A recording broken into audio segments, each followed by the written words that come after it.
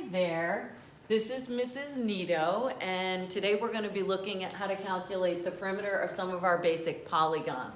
So we're going to start with understanding the definition of perimeter, the definition of polygons, and some of our basic shapes that you have here in front of you. So our lesson 1 objective, make sure you have something to write with and something to write on. I'm going to give you a lot of information, and as always, because this is a recording, you can pause, go back, watch it a second time, and hopefully that will help you. In particular, lesson number 1 has a lot of vocabulary and a lot of basic concepts, and then lesson 2 will just simply reinforce that. So we are going to look at our lesson 1 objective to determine the perimeter of triangles, squares, rectangles, and parallelograms. I'm fairly confident you have worked with these shapes in some of your earlier grades. You may have even gone over perimeter and area. So this may be a review for many of you. So first of all, in blue here, a polygon is a closed plane figure formed by 3 or more segments. When you study geometry and you study that in detail, you're going to look at a very detailed definition of what a polygon is. I think we're going to use a somewhat looser definition, a closed plane figure, meaning that when the sides of the polygon come together, there are going to be 2 of them that are going to meet at a single vertex. And this is a vertex, this is a vertex, this is a vertex. The plural of vertex is vertices. So we like when we take our polygon to label each vertex with a capital letter. A through Z, pick your letters. It doesn't make a difference what you select. I may say this vertex is going to be represented by the letter C, this vertex by A, and this vertex by T. This is triangle CAT. So if I want to write that, I can say triangle CAT. That's what we're talking about. And we're going to look at a triangle. A triangle is a polygon that has 3 sides. So we have a triangle here, but the vocab word that I'm really trying to bring home with you is what a polygon is. So closed plane figure, as I mentioned, the sides come together at each vertex. And when we say the word a plane figure, in geometry, it means that all of the points contained within that figure are within the same plane. And the plane is a flat surface that goes on forever and ever. So a really neat example of a plane is my whiteboard, because it's flat and it's all goes in each direction. If we were to extend this whiteboard out forever and ever in every direction, that would be a plane. It has no thickness, but it does go on forever and ever. So this is a closed plane figure with 3 or more segments, and a segment is a part of a line. It's a straight representation that has 2 endpoints. So this is a segment, this is a segment, and this is a segment. So I'm kind of giving you a little bit of a geometry overview. Mostly we're going to be looking at identifying our special types of polygons and calculating the perimeter. So if I go back to the word polygon, closed plane figure, so it is closed, it is a plane figure by 3 or more segments. So this polygon has 3 segments, this one has 4, this one has 4, and this one has 4. So all the different shapes that we're going to be studying today are going to be polygons, and I have here demonstrated examples of polygons. What is a triangle? A triangle is a polygon that has 3 sides. And that's what we're going to look at first of all. And then we're going to look at a square, a rectangle, and a parallelogram. So with a triangle, all we need to know is that it has 3 sides. So here we have triangle CAT. I want to then take a look at, I'm going to kind of clear that out. And I think I'm going to move my triangle with any luck. I'm going to move my triangle up and out of the way here. Maybe I'll just even move it off to the side and then slide this shape over here. In your notes, it would be great if you did label this as a triangle, but you'll have an opportunity to do that in more detail on the next page. I'm going to look at triangles in a little more detail. This shape here is a square, but I can't determine that without a little bit more information. In order to call a polygon a square, it not only needs to be a four-sided polygon, that's the basic requirement. I also need to have all four sides are congruent. That means all four sides have the same length, and all four interior angles all need to be 90 degrees. So in order to have a square, it does have to have four congruent sides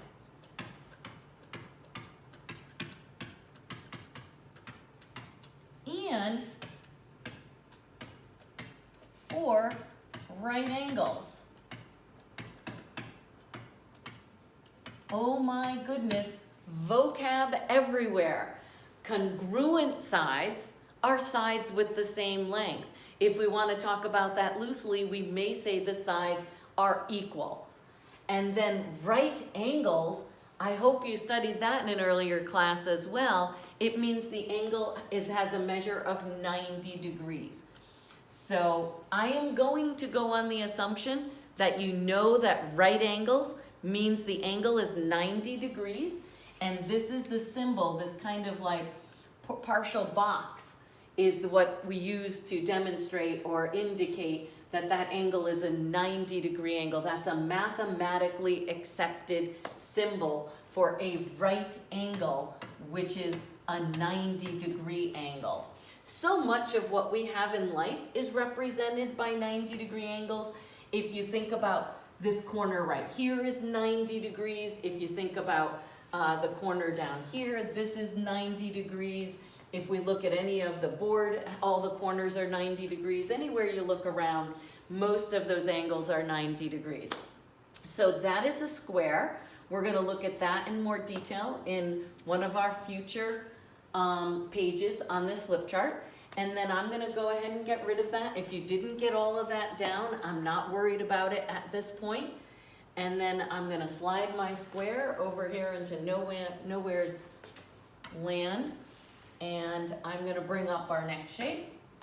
This one here is a rectangle. And in order for me to mathematically guarantee that my quadrilateral, my four-sided polygon is a rectangle, it's required to have four right angles. That's it, no more, no less. So this is going to be a rectangle.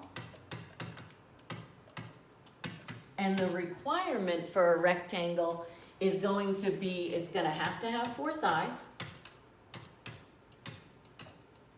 and four right angles.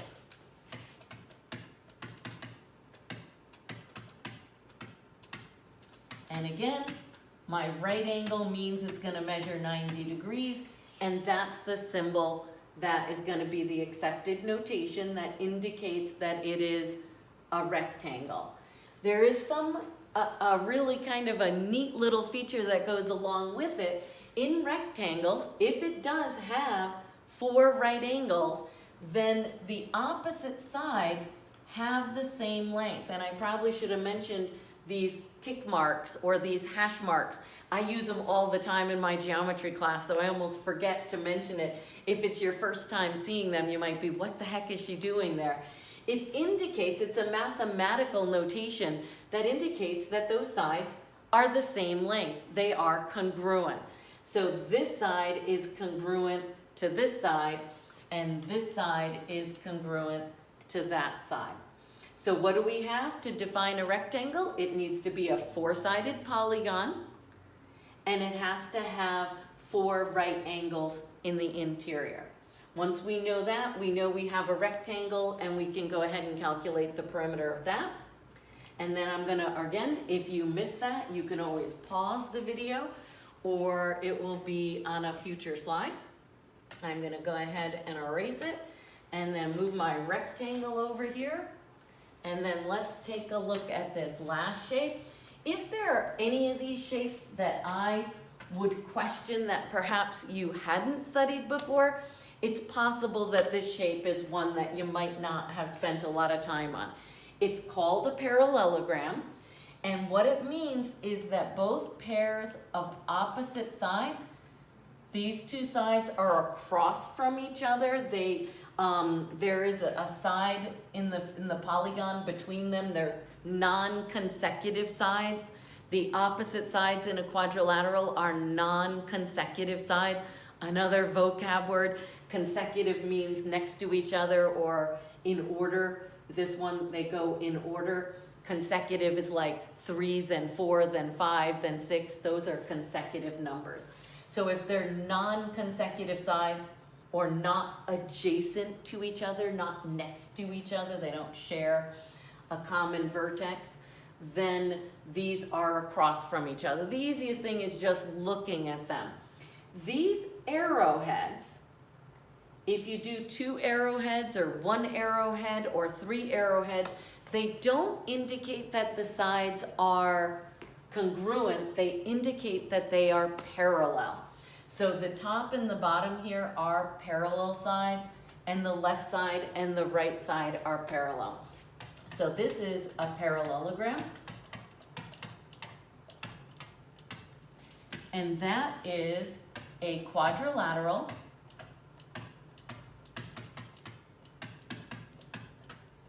or a polygon with 4 sides with opposite sides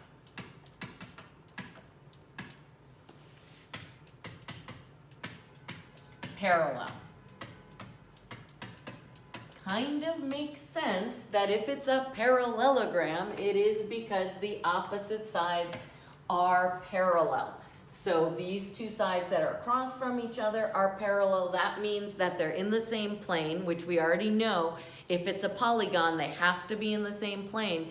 And they go on forever and ever and never intersect.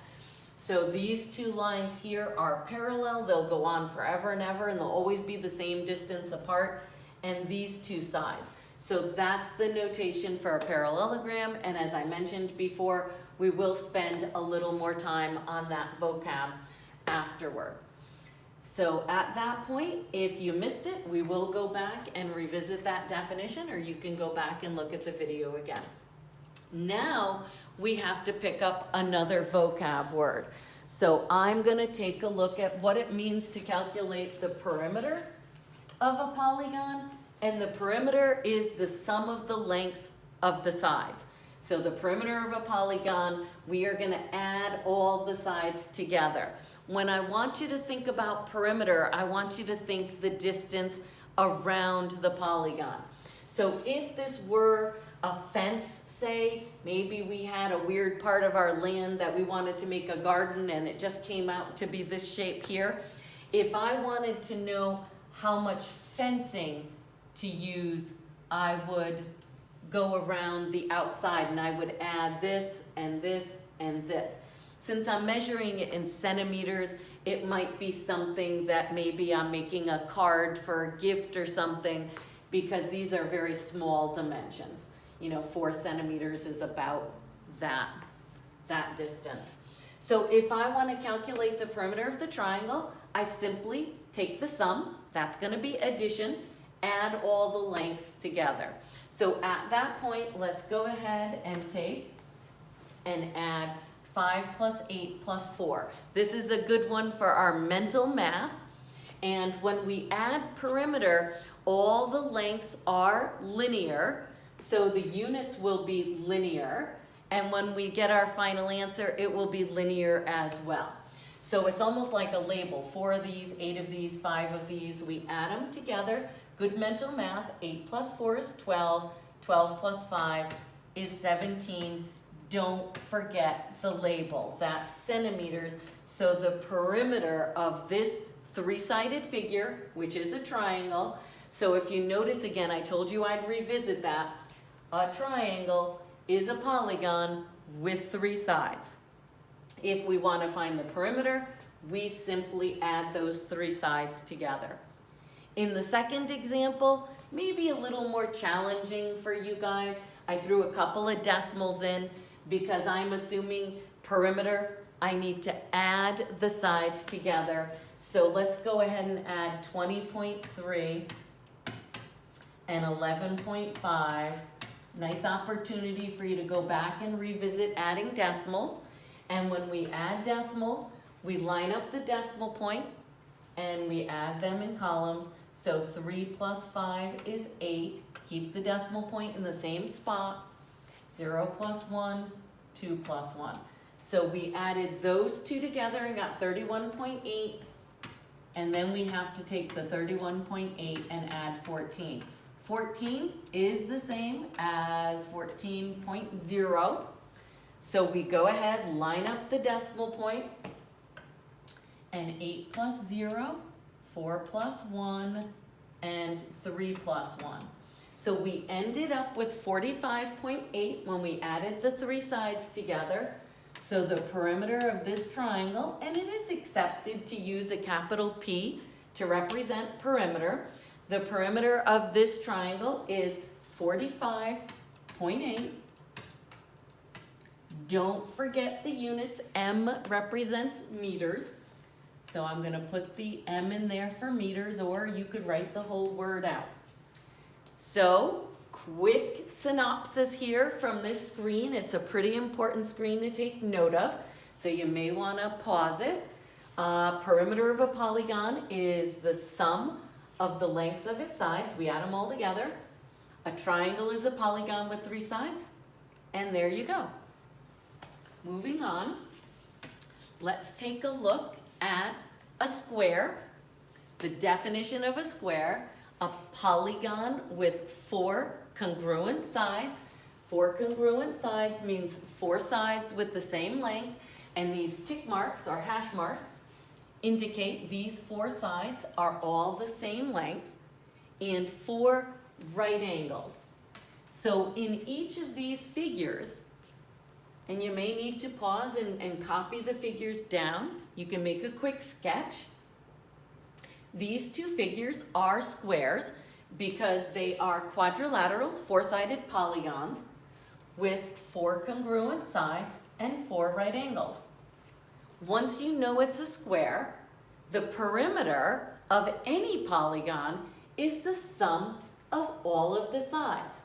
So in this figure, I'm going to go ahead and take advantage of these markings and say, if this side is 11 inches, this side is 11 inches, this side will be 11 inches, and this side will be 11 inches. So if I want to calculate the perimeter of the square, I add all the sides together. Don't shortcut it, because I get a little nervous that students make careless mistakes and don't remember to add all the sides together. But I need to add 11 plus 11 plus 11 plus 11.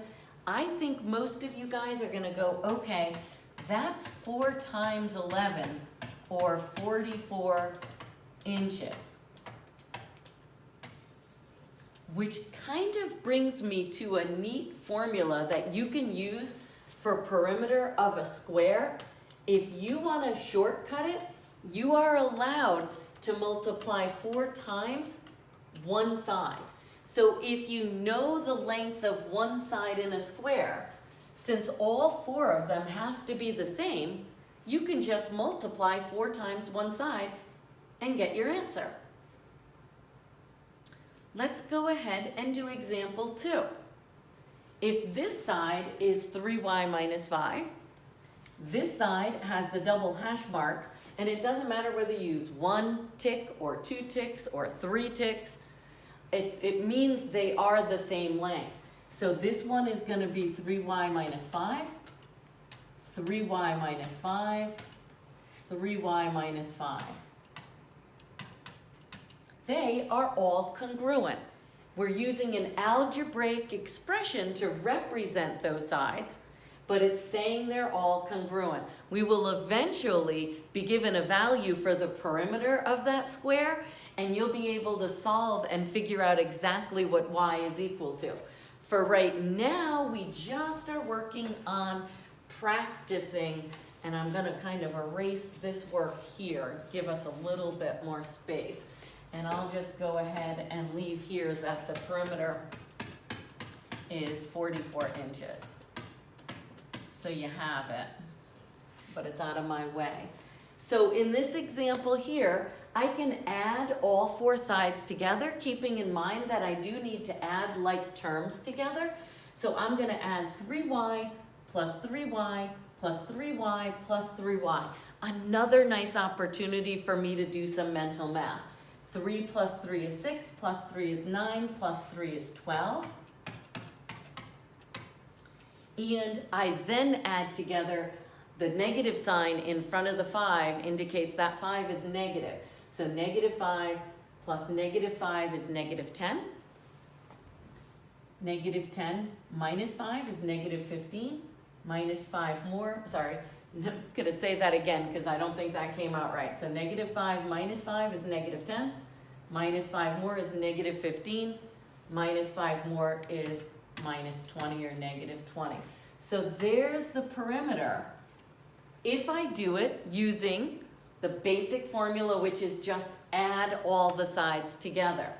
But I want to use my shortcut. So what I can do, and I might write it in white up here, I'm going to say, and I've got to make sure that that's in the view, I think it is. So we could say 4 times the measure of one side. And the measure of one side is 3y minus 5. Whether it's an algebraic expression or a numerical value, you are still going, this is the representation, the algebraic representation of one side. I can either add all 4 of them together or just say 4 times. I like this formula because it reviews the distributive property. Anytime you have addition or subtraction inside the parentheses and there's a number being multiplied times it, you use the distributive property. 4 times 3y is 12y, minus 4 times 5 is 20. So I get 12y minus 20 as an expression that represents the perimeter of that square. So we have the same answer regardless of which method we used. All right? We are moving on, and I'm hoping to pick up the pace a little bit. We are very long on this video, so I am going to pick up the pace here. A rectangle is a 4-sided polygon with 4 right angles. That's the only requirement, but there's a neat feature that happens in any rectangles, and that is opposite sides will always be equal. So whether they're told or not, opposite sides are equal. So perimeter, if this side is 25 centimeters, this side is 25 centimeters, if that's 7, that's 7. There will be a lesson number 2 coming through, so I'm gonna pick up the pace here a little bit. I can go ahead and just add all 4 sides together to calculate the perimeter, but you may notice that adding 25 plus 25 is 50, and 7 plus 7 is 14.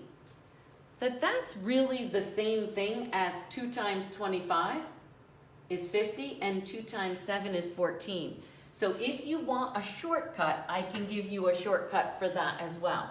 50 plus 14 is 64, and that's in centimeters.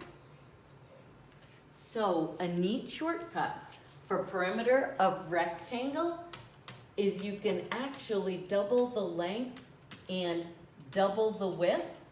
And sometimes students think that the width has to be the shorter length. Many students have been taught that this has to be the width and this has to be the length, and this has to be the width and this has to be the length. Mathematically, it does not make a difference.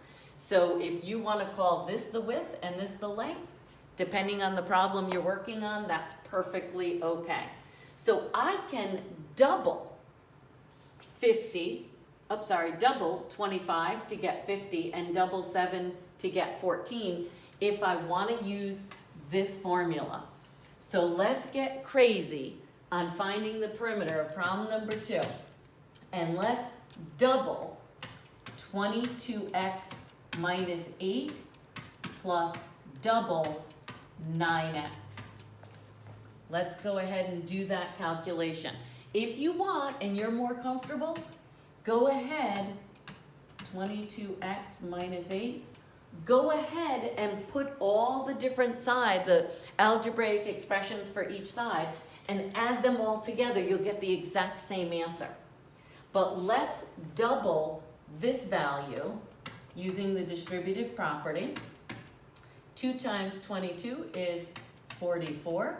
Whoops, minus, I'm gonna leave that, whoops, minus 2 times 8 is 16, plus, there is no addition or subtraction inside that parentheses, so you do not use the distributive property. It's 2 times 9, which is 18x. And then, whoops, we forgot a little x there. Let's put that in. I'm rushing and getting a little sloppy. But 2 times 22x is 44x, and 2 times 8 is 16. And in order to get my final answer in simplest form, you guys are well aware of the fact you're supposed to add like terms together. So my perimeter is 44 plus 18. And that's going to come out to be, if I do the math right, 62x minus 16. And 40, 50, 62. So, and then I don't want to forget my units. I did the measurement, the units here were in feet. So when I calculate my final perimeter, it's not a numerical value. It's an algebraic expression, but we will eventually figure out a value for the perimeter and be able to solve that equation to figure out what x is equal to. So again, I'm going to take a look at the camera and make sure that's all in the view. And then our last type of quadrilateral is a parallelogram. So in summary here, you have the definition of a rectangle. In a rectangle, there's the special situation where opposite sides are equal. So if I know this side is 9x, then this side is 9x. If I know that this side is 7, I know that side is 7. And you can use that shortcut. And on our last screen, I'm going to really just pick up the pace here. These are parallelograms. There's the definition of a parallelogram. And in order to indicate that this is a parallelogram, the top and bottom would have to be parallel. And the left side and right side would have to be parallel. But in addition to that, just like in a rectangle, opposite sides are equal. Opposite sides are congruent. So if this is 12.75, this side would be 12.75 meters. If this is 8.2, this would be 8.2. So to save ourselves some time, I am going to say the perimeter of any quadrilateral, you just add the 4 sides together. So I'm just going to add together, I think I'm going to do 12.75 and 12.75. Those two opposite sides I'm going to add together because the decimals are in the same spot. And let's add 8.2 and 8.2. I honestly probably could have added them all together at once. So let's go ahead, change colors here. Line up the decimal point. 5 plus 5 is 10. 7 plus 7 is 14, plus 1 more is 15. 2 plus 2 is 4, plus 1 more is 5. And 1 and 1. So we got, when we added the top and the bottom here, 25.50. You can double check that, do that in your head. Line up the decimal point. 0.2, 2 and 2 is 4, 8 and 8 is 16. And then I do need to add these together. So again, 16.4, and I'm going to put a 0 after it. We don't even need that. They're both 0, so 0, 9, 11, carry the 1, and 41.90. So the perimeter of this parallelogram is 41.90, and that would be meters. All you need to do is add all of the sides together. And we're going to do the same thing over here. If this side is 30x plus 9, then this side will be 30x plus 9. If that's 10x minus 1, that will be 10x minus 1. So let's go ahead, and if you want to get crazy here on our last one, let's add all the like terms together at once. Let's add 10x plus 10x plus 30x plus 30x. Why not? Perimeter is the sum of all the sides. Do the calculation however it works for you. You'll get the same correct answer every time. So 30 plus 30 is 60, plus 10 is 70, plus 10 is 80. So I have 80x, and then I'm going to add 9 plus 9 is 18. 18 minus 1 is 17, minus 1 is 16.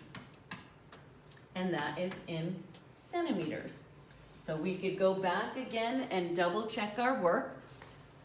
30, 40, 70, 80. I added them together, so 60 plus 20 is 80. And 9 and 9 is 18. And 18 minus 2 is 16. I remember my units to label it for centimeters. My apologies for this recording turning out to be as long as it is. I believe that lesson number 2 will be shorter because I covered so much of the vocab in this particular section. Not a bad idea to go through this recording one more time. If you made it to the end, congratulations, and hopefully that's helpful.